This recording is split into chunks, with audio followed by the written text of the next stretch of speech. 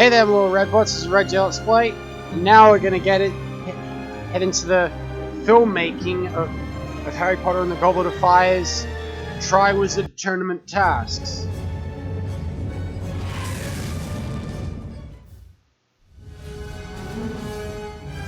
I've already double-checked how long they are, and together they should run for a good half hour, so let's have a look. And now our fourth and final contestant. In the Triwizard Tournament, you've got 3 tasks. The first one is fighting a dragon. It's a very good, savage creature. Mike Newell is not only exploiting the humour, but also the drama, and this is deeply serious. He's mean. He's not there to play, you know, he's there to get Harry. It really feels, I think, in the film that we're not sure if Harry is going to survive. Harry versus the Horntail, the first task. The first task, or the dragon sequence, is our biggest sequence on the movie. It's about 140 shots. It's a magical world, so things like dragons, they're just a part of their life, so we have to make it as integral as possible. In the case of the Horntail, we had some descriptions already from JK Rowling's initial ideas about what this creature should look like, but then there's always room to play. CG, although tricky to shoot for, there's no limits. The look of the dragon is designed and created by the art department and the model shop and the creature shop in London. So what we get from them is a design in both the form of artwork and also a maquette, which was a 14-foot wingspan, fully textured and painted model. And that model was scanned into the computer and formed the basis of creating our computer version. My job as animation supervisor is to take that model and then start figuring out the character of the Horntail dragon, which was our primary responsibility. Harry steps out and is immediately attacked by this dragon of, monumental size. We see Harry in real peril. Steve Rollins really did a great job of finding that character and really making that dragon scary. What sets the Horntail dragon apart is really more to do with his attitude and personality. I decided that birds of prey, eagles and hawks, the way they kind of fly and attack, and their kind of posturing and their elegance was sort of a good starting point. There's a lot of twitchiness and a lot of unpredictability, which I think gets into that character and makes you really wonder, what's the dragon gonna do next? Dragon! Is he gonna hit him with the tail? Is he gonna blow fire on him? I think that really comes in the character, that scariness. Incorporating the dragon into the footage that was shot in the Rock Quarry set is always a challenge. You have a set that's already been built and lit, and you have a camera moves that have already been filmed based on something that's not there. A lot of the times it comes down to a lot of different tricks depending on the shot. If Harry's in the stadium and he jumps off of a rock or something, oftentimes we'll actually transition into a CG Harry, so that we can either get him closer to the dragon or we can get him to jump on his broom. The biggest artistic challenges in dealing with the dragon is figuring out how he would fly.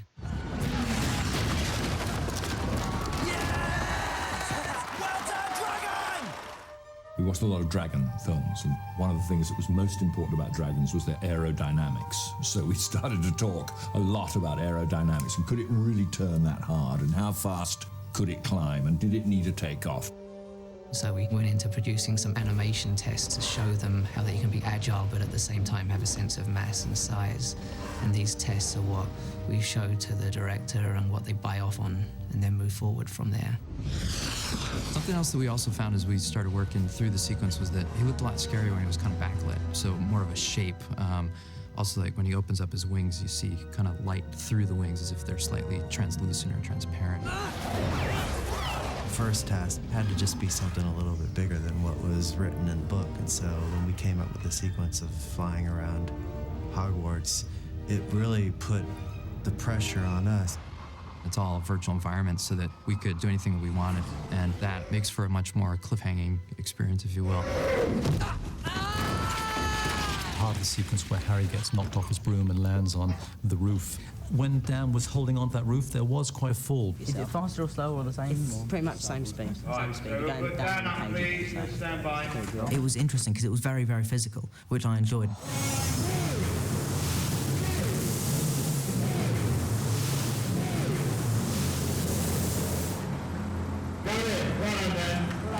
That was really, really terrifying, and I'm not afraid to admit that. That was really scary. Anyone would be scared, I'm convinced.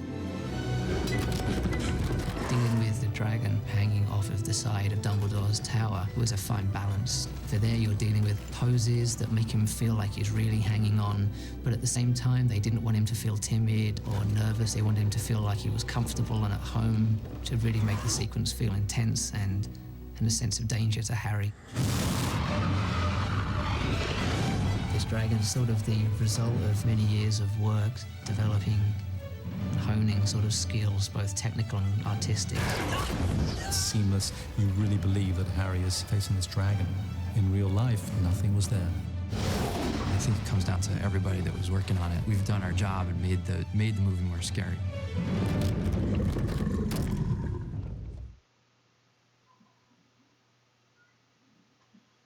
Just remember, guys, for the Triwizard Tournament Challenge, we'll be facing that dragon ourselves.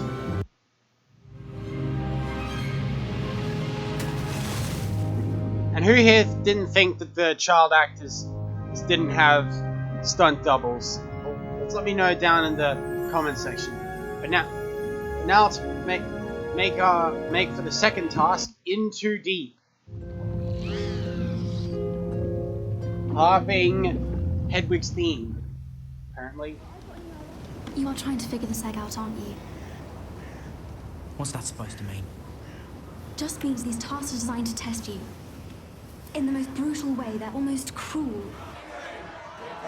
Welcome to the second task. I'd say the biggest challenge in terms of filmmaking was the underwater task. Why Harry's We Wondrous had to World? somehow create the illusion that this was real. Harry Potter worlds always have full CG environments, but this one is just extensive because the underwater's new. You've never seen it before. And it's not a natural environment that we're creating. It's obviously it's our own version of what one would expect to find at the bottom of a Scottish loch. It was felt that the look of somebody underwater in the close-ups couldn't really be recreated as well as it looks if you do it for real. So it then became clear to us that we were going to have to shoot this underwater in some form or other. So Dan had to learn how to dive, and we had to build a tank. And that, of course, was hugely challenging. When you leave pool, swim, do a back somersault, and then back to your kit, yeah? Okay. Dan rose to the challenge and undertook something that I think many adults would have been fearful of. It was brilliant.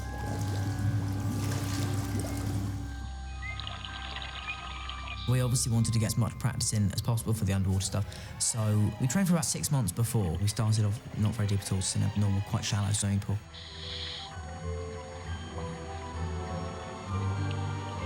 Alternate midsection. We just could go down there and be confident. We all wanted it to look as natural as possible, and so that's why we trained for so long. And then I was ready for the 20-foot tank. How was that, Dan? Yeah, it's great. Very good. Fantastic. Yeah. Being youngsters, we needed to be able to create the underwater environment, so we designed and built this tank. It's a very complex piece of equipment. The tank itself holds about 500,000 gallons of water, which is 2.5 million litres. It's probably the best tank in the world for filming. When Dan's in, go straight over to the rostrum with Dan. That's Dan descending down the stairs here. When I actually went in, it was so vast, so much more so than I had actually imagined.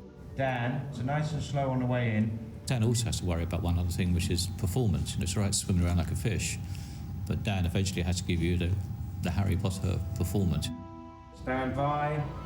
3, 2, Hedwig's theme. 1. Breathe her out.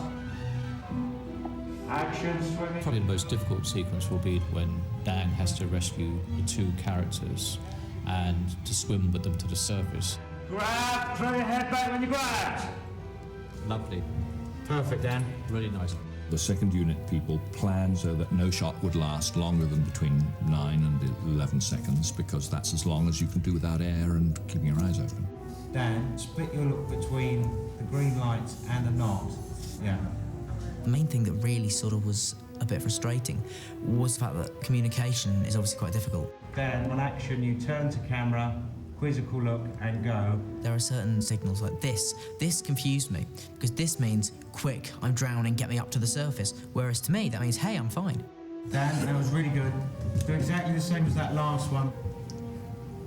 Thank you. I just have my AD's voice. I tell him, he tells him, so they hear one voice. Look to his right now. Look to your right again. Okay, and go for it. Air in, air in, air in. On dry land, here's your mark, and underwater, it's not as easy as that, you know. So you add all that into the mix, and you realize what an effort it was for him to do that. Hit! Look it up. Close camera, air in. Very nice. Do you want to go to the habitat for a minute? This shoot is quite unusual because of the duration whilst we're in the water. So we've designed an underwater habitat, and the artists can go inside. They have communications to us. They have a playback monitor so that they're completely up to speed on what the director or the first assistant would like them to do for the next shot. Each shot was sort of quite seriously structured in terms of pre-visualization and storyboards. So we had a sense of what we needed, and gradually we pieced the whole together in a sequence that was essentially Dan against a blue screen. We wanted this lake to be miles long like they are up in Scotland, and that was all going to be done in the computer, so we had to figure out how to do blue screen underwater. Cut there. Very nice, Dan. That was very, very groundbreaking, shooting plates against an underwater blue screen. A lot of research went into that, and they finally came up with an underwater blue screen lit from behind. The blue screen setup for shooting was quite an enormous challenge for the electrical guys. There's a tremendous amount of cable, there's a tremendous number of fluorescent tubes. It achieved another goal as we move forward. Swim higher, Robert. Swim up to Bruce. You have no idea what the scene is going to look like. There was nothing in the water at all. There's just sort of massive amounts of blue screen. I really enjoyed the diving, and it was hard work. It was very physical, but it was really rewarding. I got given by the stunt department, this was my Christmas present for them, which was the Professional Diver's Daily Record. And it had in it every dive that I ever did while filming, and the total time that I spent underwater was 41 hours and 38 minutes over about 3 weeks, which again, I'm very proud of. And then, with the aid of digital effects, we had to create the environment and create the characters that inhabit that world. There was a lot of discussion about the look of the environment to begin with. Everyone wanted to go for a sort of a green underwater look rather than the more tropical blue, because it's supposed to be a deep, dark, dank lake. We ended up creating countless different varieties of plants, so that there was always movement. The most important thing for the challenges was to get across to the audience that Harry was in danger. Each creature is designed because virtually nothing is from the real world. We don't want to compromise, we want them to feel real and unique and authentic. That's what we've been aiming to achieve. Our mermaid is very much a creature of the deep. We did have discussions about the mermaid designs. When the audience sees it, it has to feel and seem 100% real. It's great that the mermaid's faces are like a fish. You know that it's a female creature, but it doesn't have very female features. It has a fish face. They were quite hard to get this balance between gracefulness and elegance and beauty, and at the same time still be scary. One of the things we all felt was key was to make them not look as though they could possibly be a person in a mermaid suit. We went to the route of the tails moving like this, which was just an impossibility for a human to sort of even mimic. Stuart Craig in production design department designed Crumb. It's quite a bizarre concept, having half human, half shark. It's great in the sequence. He starts off coming towards you and all you see is the shark's teeth, and it's quite scary. And then as he comes past, you see these little human legs kicking him along behind, wearing swimming trunks, which it was quite entertaining and quite fun trying to make that.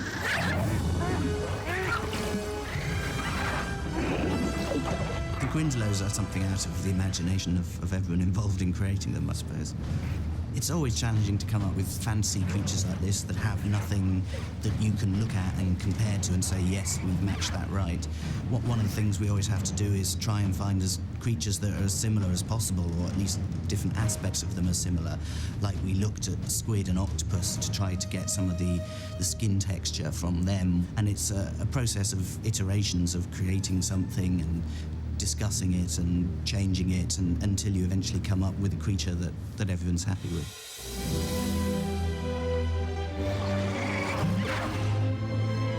There's a lot of fabrication, a lot of imagination while shooting it, and a real challenge, but an awful lot of fun. Very good, Dan.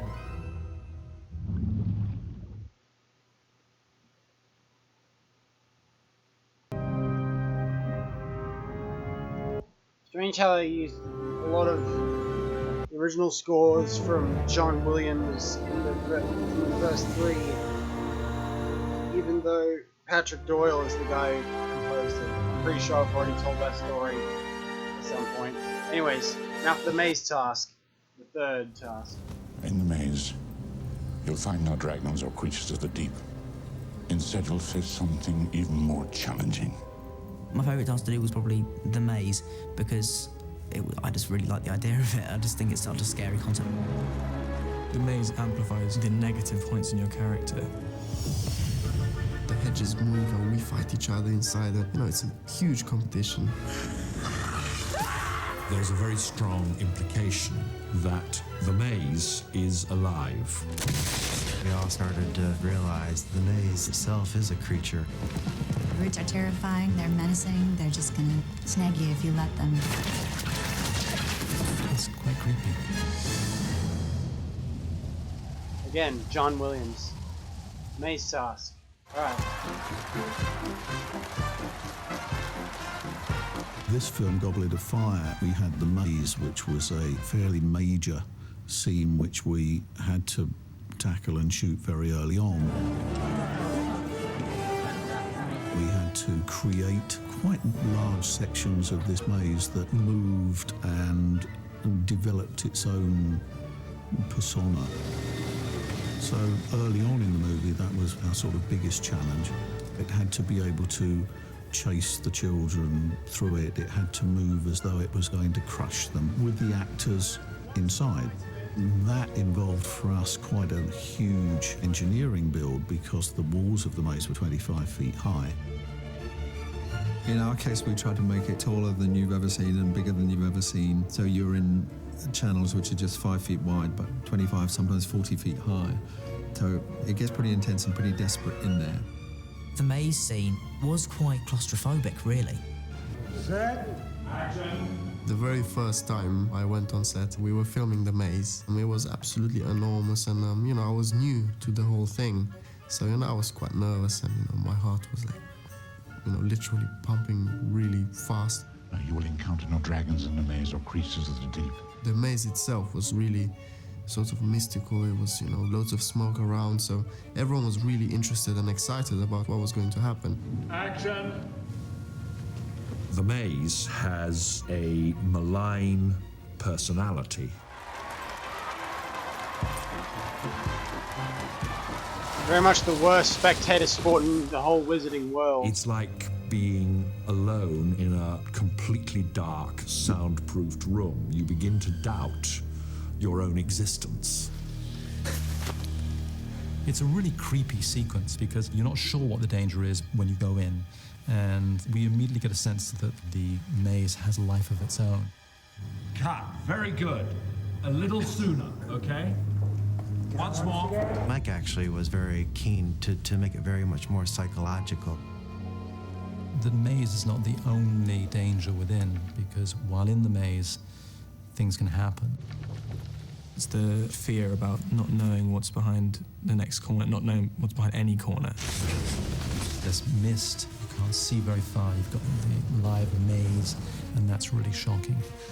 The maze is acting-wise the most interesting task, because really it was exploring how deep you can go into that fear thing. It's like it reduces you to your animal components, and you become savage and wild and uncivilized. Everything's a bit magical, and so we took that and made the maze a living creature too that actually attacks. It's tremendously violent, incredibly active, and that could only be achieved in the digital arena. We have CG hedges, a lot of wide CG establishers of the maze environment, from close-up detail to the big, broad, grand scale.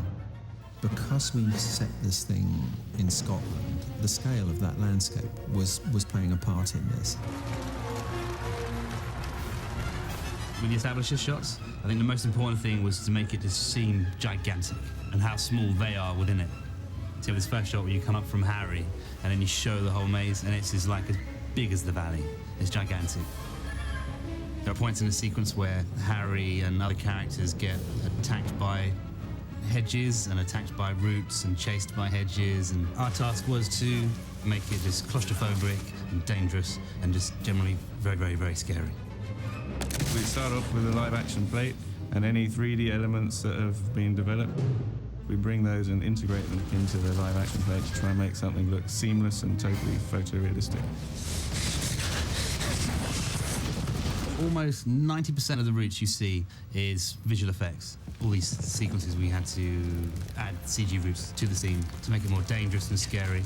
You know, how does a route attack? The animation team would spend a lot of time just sort of like hitting each other with them and trying things out with them. Start the effect! I mean, the balance came was they always had to be quite gnarly and angular. Brief moments that could go straight, then they could wrap around things very quickly. There's a balance between whip and snake and a root-y character.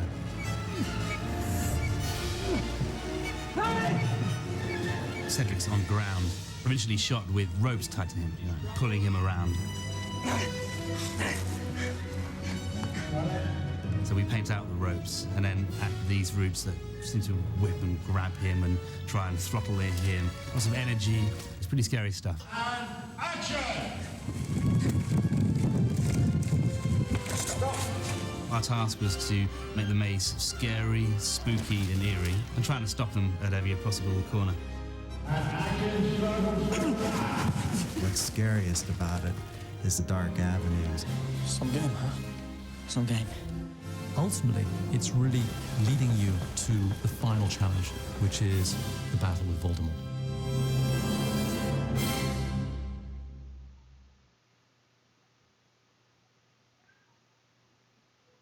And that's something that we're going to address in the next episode. So I hope you guys enjoyed. If you did, don't forget to hit that like button, share the videos, videos, and all the stuff. What your support is always so greatly appreciated. Tell me in the comments down below what you guys thought of it. If your honest opinion is welcome. And